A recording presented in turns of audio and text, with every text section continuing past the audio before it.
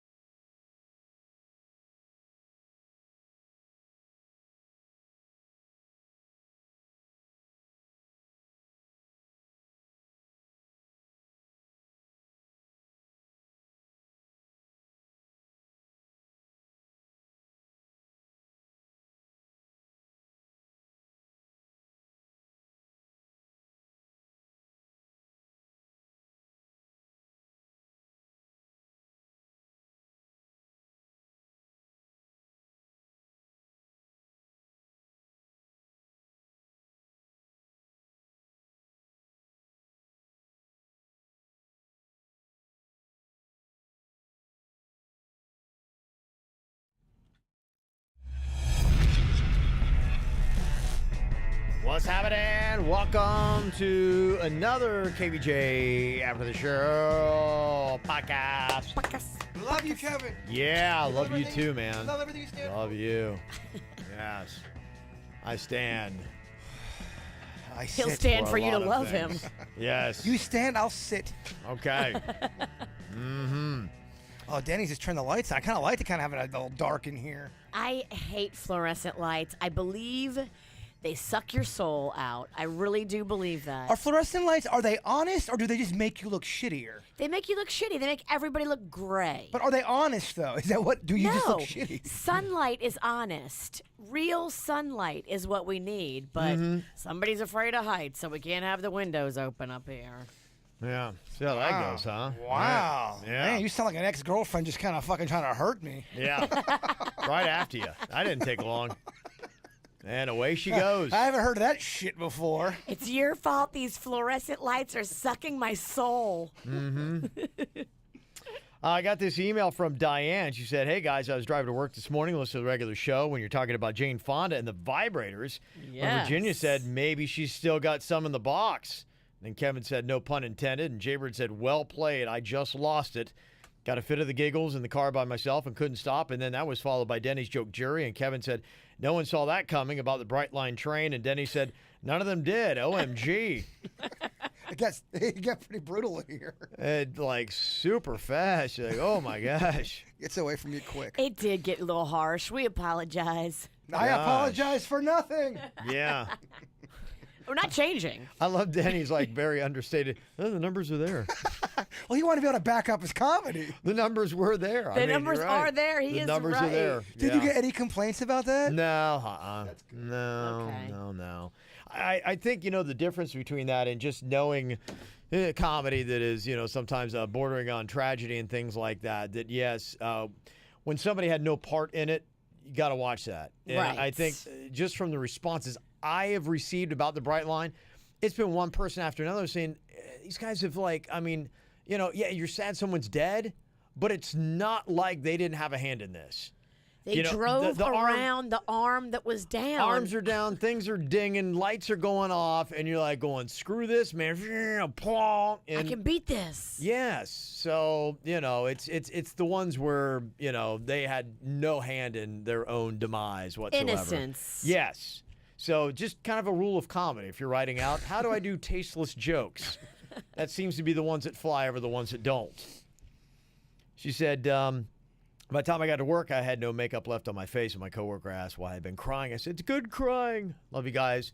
Listen as I'm getting ready in the morning in the car at work, and then I switched to my headphones for the After the Show podcast because I know F-bombs are going to be dropped. The client may walk in. And we can't have swearing at work these days. Yes. We saw the numbers. Yeah. Those numbers are in too. They are. Just want to let you know you start my day off in a good way. And Jaybird, go fuck yourself. I love it. It's really the new I love you. It is.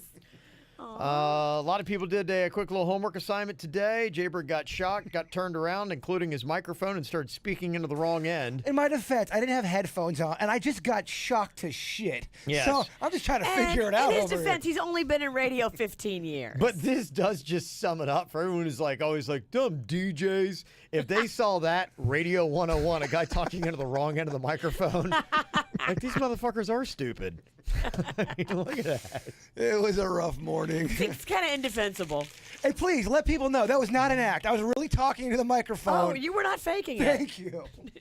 It's a tough one, yeah.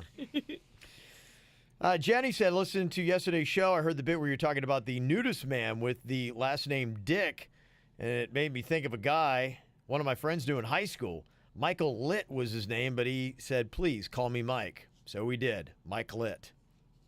Oh. Mm-hmm. What are you going to do? He asked for it. How's my clit? He's doing great. Oh, good. Doing very well. It'd be awesome if his other name was Taurus or Oris. His last name was Oris. I know it's not. It's common It's a name. stretch. Common name. Smith, Johnson, Oris. Rose said, my family and I love your show. Thanks for all the special entertainment while we're driving through the craziness or stressing at work. Just thought we could help with giving some funny trivia. A book named Stupid American History by Leland Gregory is hilariously funny. and has examples of some of our finest. P.S. Did you know that Benjamin Franklin wrote a couple documents on farting? I did not know that. I know he wrote something on why asparagus makes your pee stink. He did do a study on that. I want to see the Ben Franklin fart stuff because something tells me he was a prolific farter. He also was prolific with the women. Chicks loved him. Back then, portly and like gross was in. Oh. I think that meant not gross. I shouldn't say that. That's kind of mean. But I think if you were, I don't think you hurt his feelings. Ben Slade. I think. Oh yeah, Ben's definitely Slade. He was like they compared him to a modern day rock artist. When he'd go out and do stuff, people are like, oh my gosh, holy shit, it's Franklin. Yeah. And then lose their shit. Well, honestly, an amazing man. I mean, just, when you study a little bit more about him and everything that he did, he would be right now, if you look at all those people that everybody look up to and they're all like trendy and, like your Tesla guy and all that kind of stuff.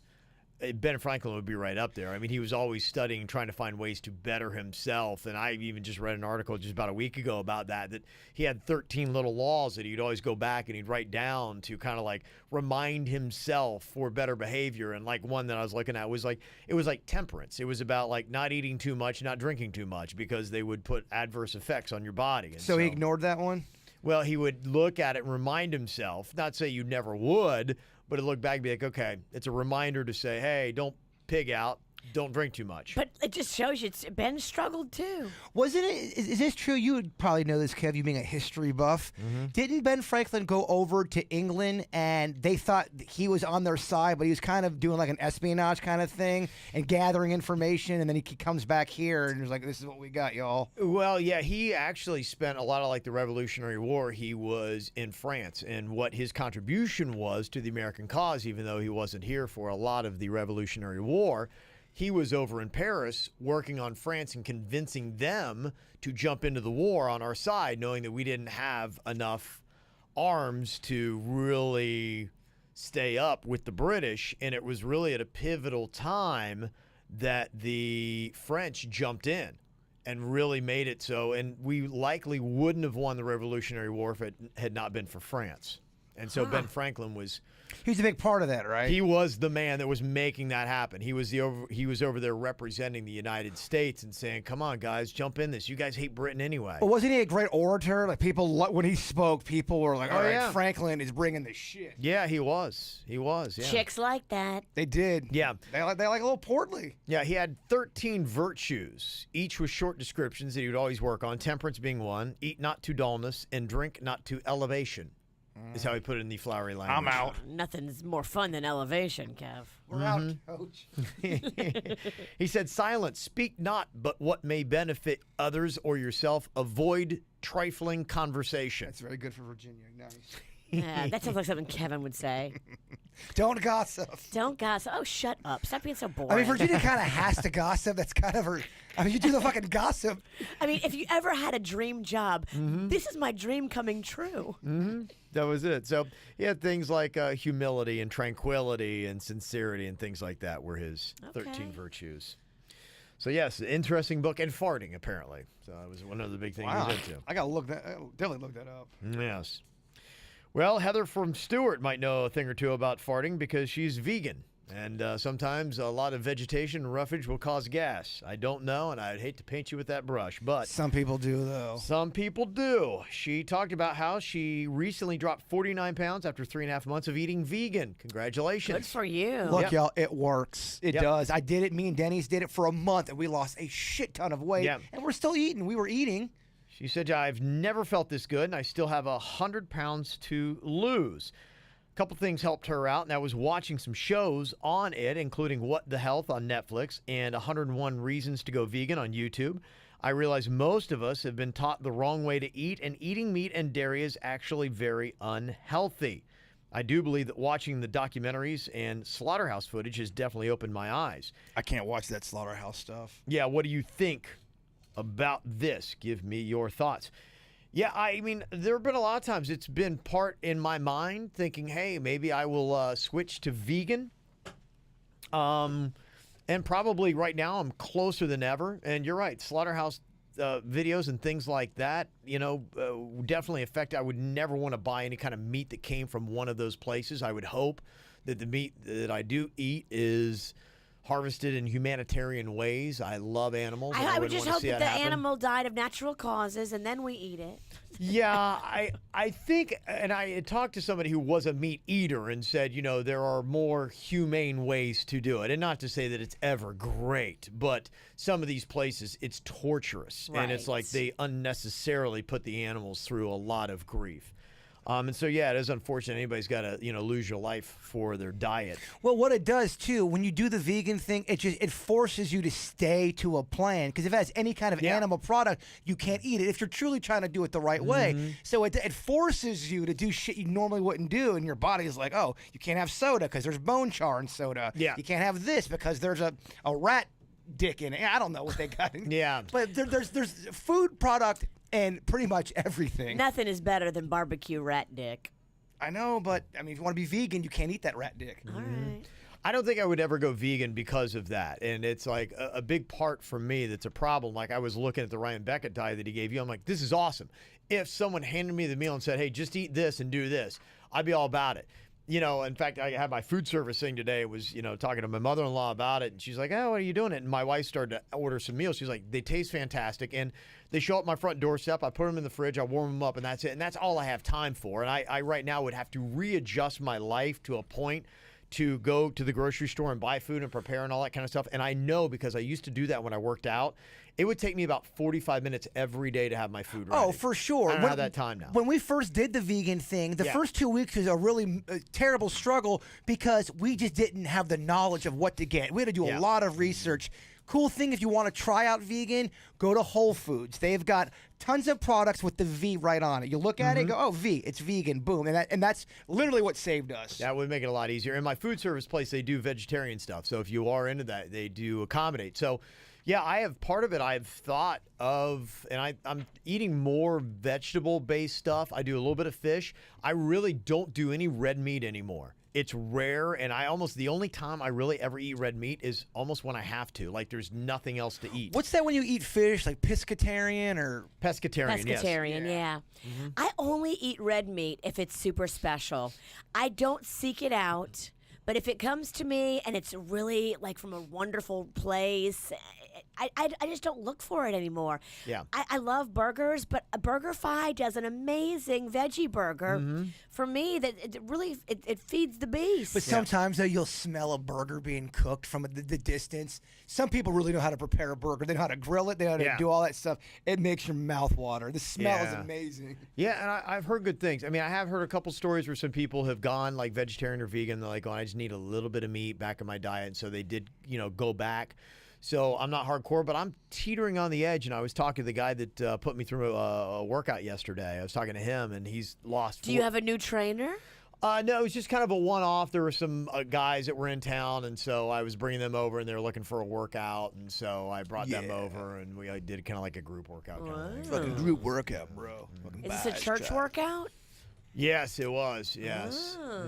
Yeah, it was. They lift a ton of Bibles Very instead holy. of weights. They carry crosses. In God's name, the guy lift. The guy's 200 pounds, and he lift 1,000. It was just with one hand. Wow. Yes. Yes, it's called the Samson workout. Oh, that's amazing. It was really amazing. They have a pool. Kevin was walking on the water. It was awesome. Yes, it's really if you've never done it, do a Christian workout. They're amazing. And so the guy who was a trainer, he had said, I went vegetarian, and he dropped 40 pounds. Yeah. And he's still got a lot of muscle. I mean, he's a jacked dude. Like, he looks physically like, wow. Jesus jacked. No, this guy's not Jesus. The guy who put us through the workout wasn't Jesus guy. He put Jesus guys through the workout. Gotcha. The guy putting him through the work was the devil. Yeah. What's the pastor's favorite workout program? I don't know. What is it? CrossFit. Ah.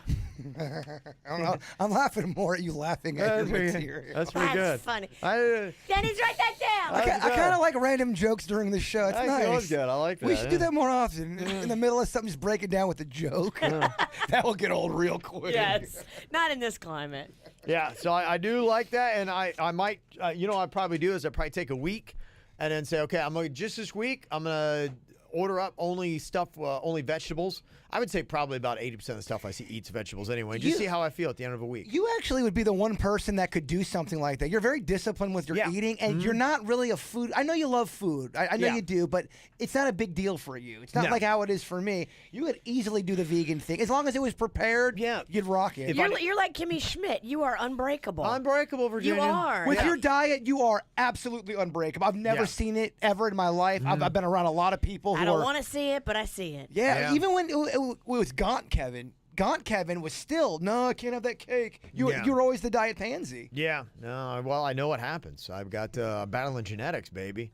I eat like this, and I was looking at him like, because, I was with these guys yesterday, and they're all freaking, I don't know when Christians got so hot, but they're all like, they got like, I mean, fantastic hair and just washboard abs. This guy, the guy who was kind of like the main dude, he's out there and he's running a little bit. He's like, oh, I gotta take my shirt off. And I was like, fuck, he's just chiseled. I'm just like, gosh, these guys are good looking. They've figured it out. Well, I'm like, how? They figured it out. I mean, it is. Church now is a business, too. Oh, yeah. And they have figured it out. Good Lord, now it's a business? Well, but you know the what Catholics it is? haven't caught on. I grew up in it, and I never went to church with any good-looking people. No.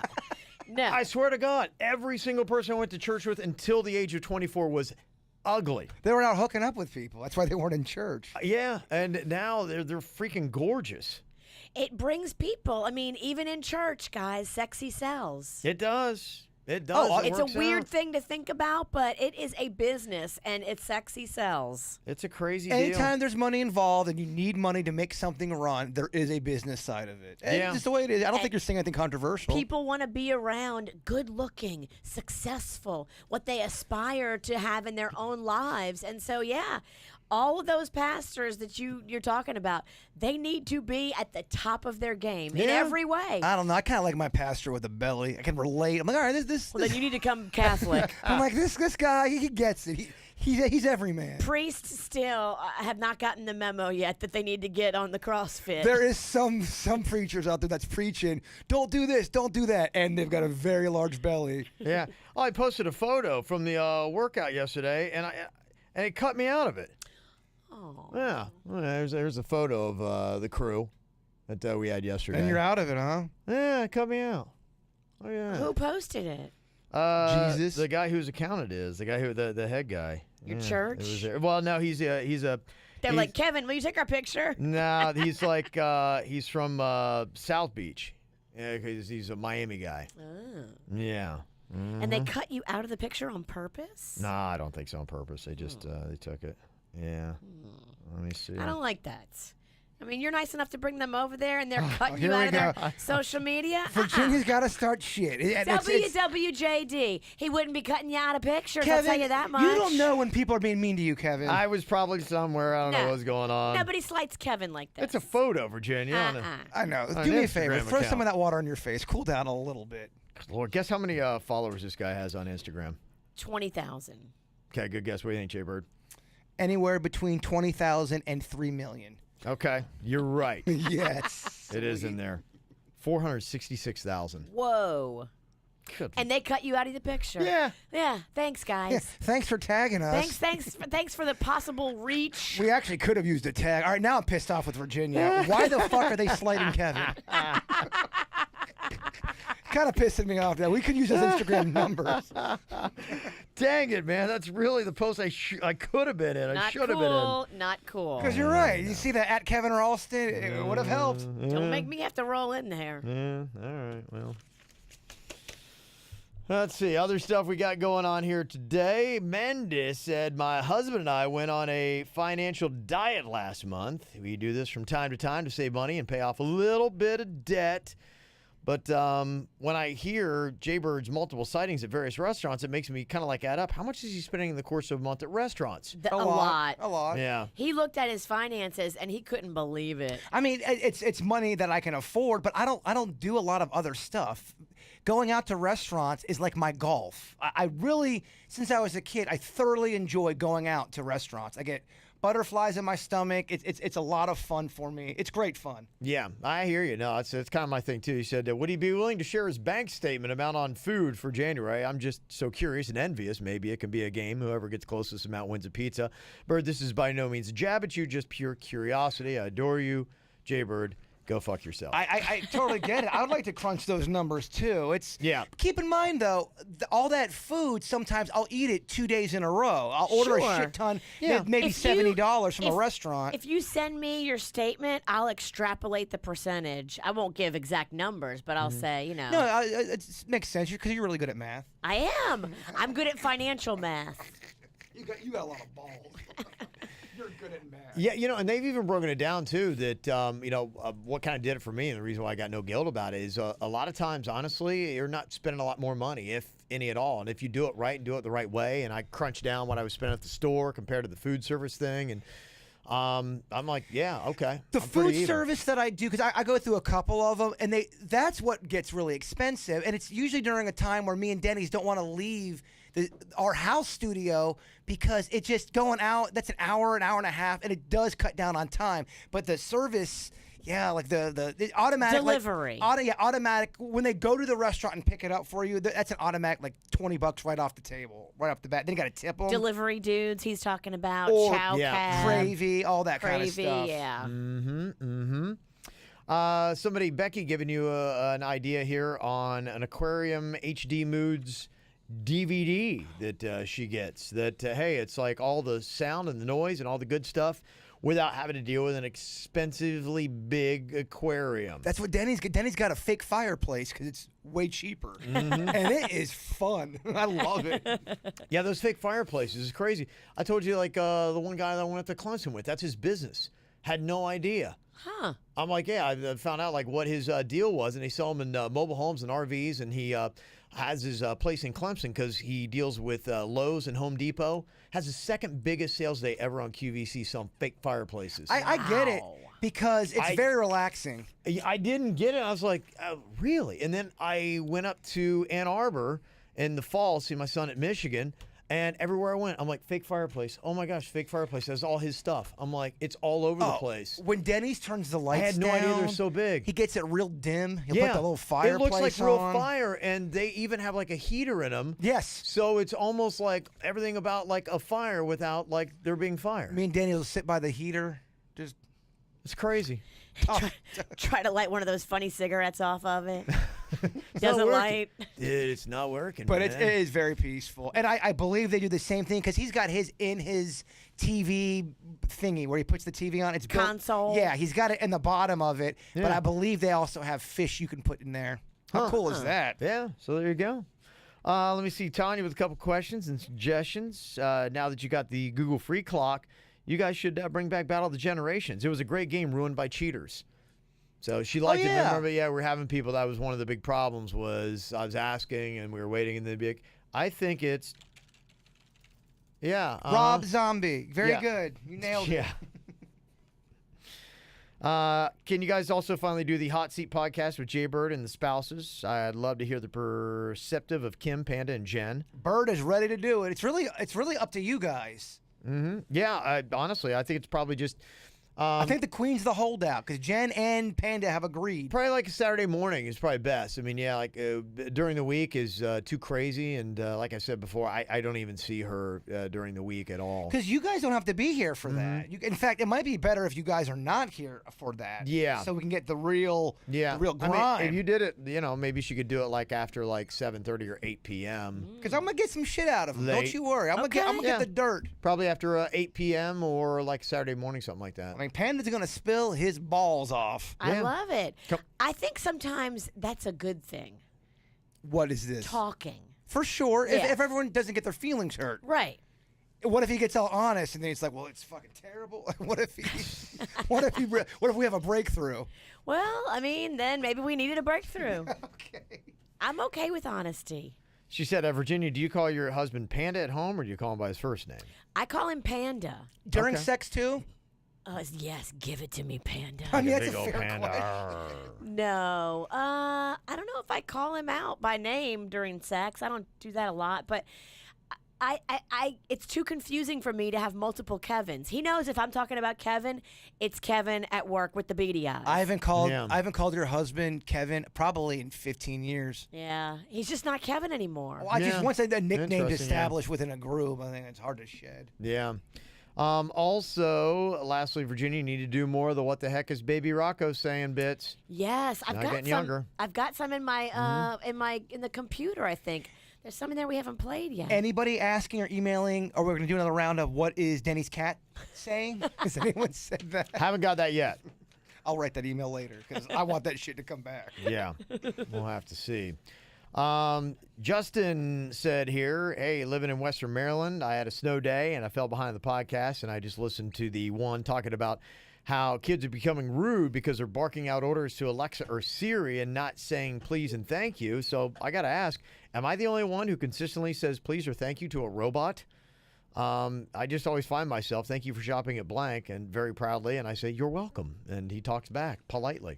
Well, he's practicing manners. Nothing wrong with that. Yeah, I assume you can teach your kids that. I mean, I don't think Alexa, it wouldn't work if you would say, hey, Alexa, could you da-da-da-da-da, please? In fact, I think that would work great for kids. That's an exercise for manners. They do. I remember being in kindergarten and them doing lessons on manners Absolutely. and being polite. You have to. Mm-hmm. Yeah. It's really noticeable when a kid is polite and says thank you. You just want to hug that kid. It's so nice to see someone polite with manners. Yeah, it's pretty good stuff. And let me see, finally, from Jason said, Kev, how much acting would you say your job requires? I had this minor epiphany when I was listening to the 15th Dirt of the Day, and you all sound just as surprised as these stories as you did the first time you heard them. I do not anymore. I'm like, oh, the fucking third time we're hearing this Weinstein story. Mm-hmm. Yeah, Virginia changes them up a little bit. You kind of know what's happening. Sometimes you kind of like try to jump in and give a different opinion or something like that in them. So, you know, that part does kind of change. You challenge yourself a little bit. It is a little tough, though, when we have to talk about something two different times during the show. Because I know for me personally, you get my initial excited reaction. If we were, let's say it's an and bit and we play it in the 7 o'clock hour, everyone's kind of giving their almost, I want to say, best performance. It's hard to hear something the second time and try to, oh my gosh, it's so fucking crazy. Yeah, he said, also, I know you guys produce some bits in advance to keep on the show schedule. And like, there's probably very little that you don't see coming. Yeah, how do you keep it fresh? Big thing, I think, is just, you know, interest and surprise. And we try not to. I realize, you know, I don't have the best actors in here. And I don't know. You need to watch Victims Galore again. Yeah. Critically acclaimed in the KVJ Nation. I was drunk. Yeah, you try to keep it fresh. Probably the biggest thing, you know, when it comes to acting, I would put that on the other people that call in the show. A lot of the produced bits are for how they do, not for how we do.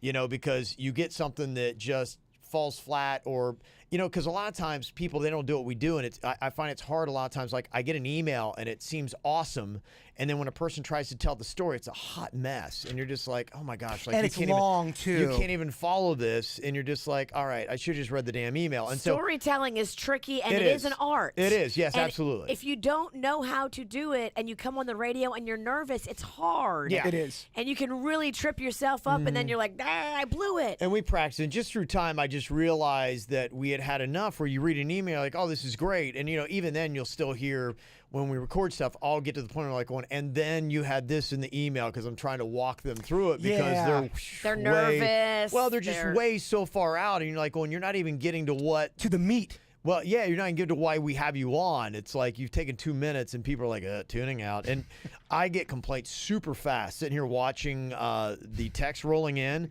People are going, will you get them off the radio? And that's why I'm like, you don't want to be rude, but you're like, you realize, okay, this is dying. There was one time this woman was going on, and we're all looking at each other like, what the shit? Yeah. And you finally interrupted her and said, oh, we got to move on. And then you got people were clapping back at you. People, they clap at either way, because they'll clap back being like, oh, that was rude, you cut her off. But, you know, at the same time, it's a fine mix. Dude, she just told a 3-minute story about how she was getting eggs. More people will tune out and go somewhere else than they will be like, that was rude. And I try to be like, okay, yeah, hey, thank you for the call, and cut them off and then take their audio down. But it's just I found a lot better that, you can record them. If there's something there, you can edit it. Or if it's just a complete disaster, then you're like, all right, we'll just not either run it, or sometimes I just read the email instead. When things go bad on the air, like the other day, remember that guy called in and he was trying to rip on, I think Virginia was trying to call her out, but he fell apart. Yeah. And it was just.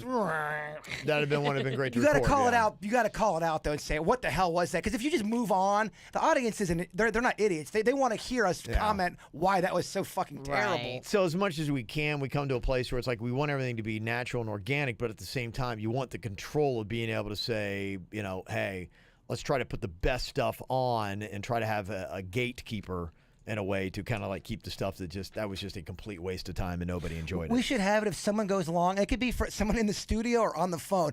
If they start to go really, really long, we got to play the get off the stage music. That's when they know. All right, shut the fuck up. Yeah. Mm-hmm. But you know what? A lot of times the people who call in, they're like, so they wouldn't even get that. They would You're just right. keep the music would be playing. And be like, I can't hear what you're saying, Kevin. I can't hear you over that music. Hello? Also telling Jaybird to go fuck himself is counterproductive. He's already Texarado longhand. Probably better just to tell him to go fuck someone else. And there you go. That's your final thought of the day. I like how Texas Longhand's still sticking around. No, Texarado longhand. Or whatever. I can't even say it wrong. I can't even say it right the wrong way. All right, you guys have an amazing day. Tomorrow's the weekend. Get ready for it, baby. We'll be back here. Hope you will too. Goodbye. Cleveland Clinic, Florida provides individualized treatment plans for excellent outcomes of health problems, ranging from the most common to the most complex, even in cases considered untreatable by others. Cleveland Clinic, Florida. Every life deserves world-class care.